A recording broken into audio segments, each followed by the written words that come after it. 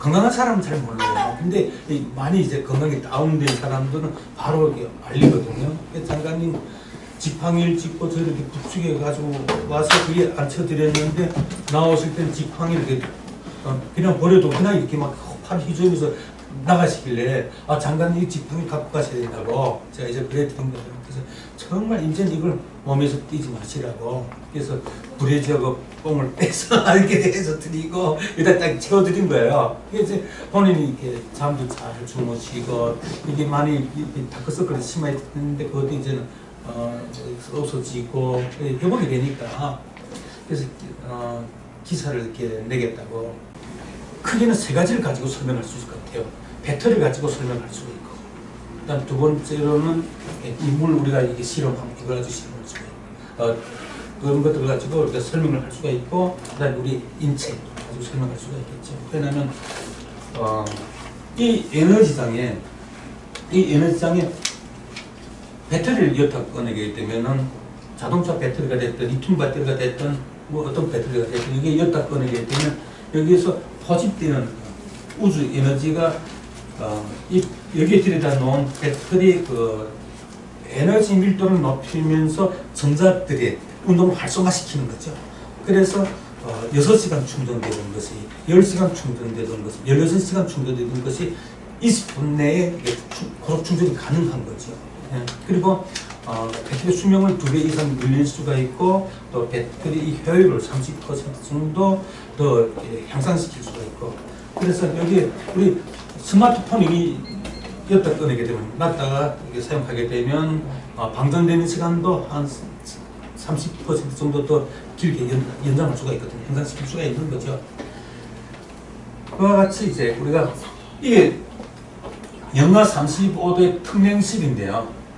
이게 이제 우리가 3시간 반 동안 다른 물을 여기다 3시간 반 동안 이어놓으면은 돌덩이처럼 이렇게 얼어버리는데, 근데 이 사진을 찍어서 오각별을 그냥 이제 뚝 그려가지고 여기 덮은 거예요. 덮고 뚜껑 대신에 덮고 사진을 찍어가지고 여기다 올려놓은 거거든요. 올려놨더니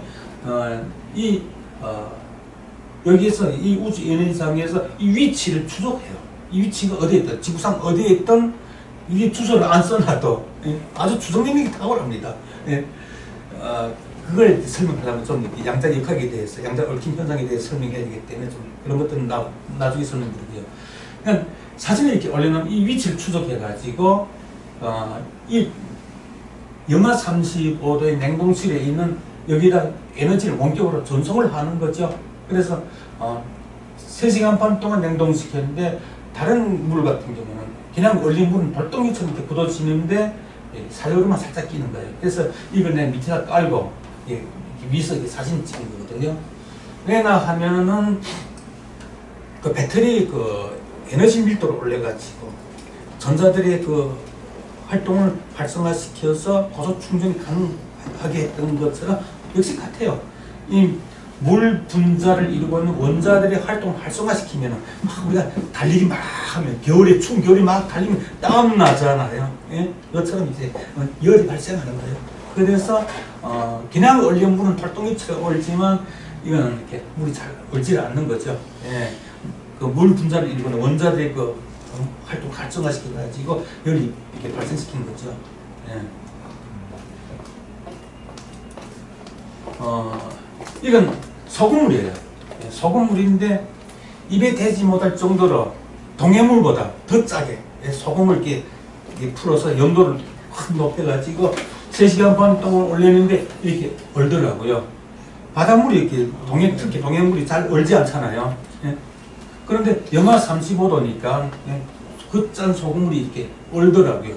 그런데 이 물은 같은 시간에, 같은 냉동실에서 같은 시간에 얼렸는데 이렇게 살로르만 살짝 끼고 얼지 않더라는 거죠. 그러니까 이 에너지 밀도를 높여가지고 소금물도 이렇게 얻는데 똑같은 냉동실에서 똑같은 시간에 얼렸는데 이게 살로르만 살짝 끼고 얼지 않더라는 거죠.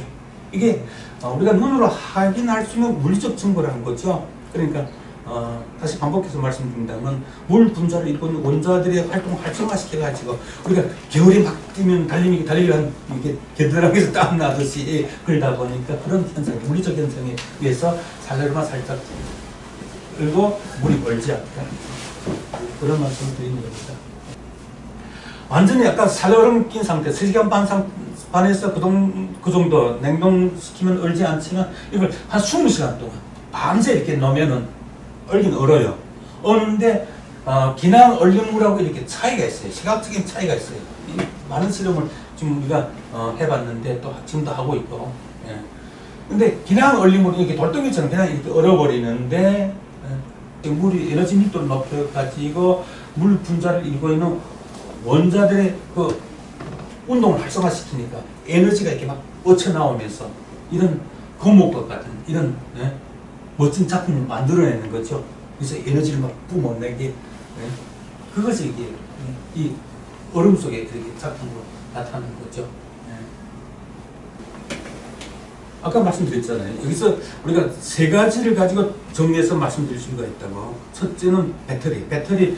이 에너지장이 엿다 꺼내게 되면 우주에서 포집된 에너지가 배터리 에너지 밀도를 높여서 고속 충전이 가능케 하면서 수명을 2배 정도 이렇게 연장시키듯이 마찬가지로 이 물도 원격으로 전송하니까 물의 물 분자를 이루고 원자들의 활동을 활성화시켜서 이렇게 살얼음만 끼고 잘 얼지 않더라. 소금물도 이렇게 어는데 그 정도로 그 파워의 어떤 에너지 상태를 나타내는 거죠.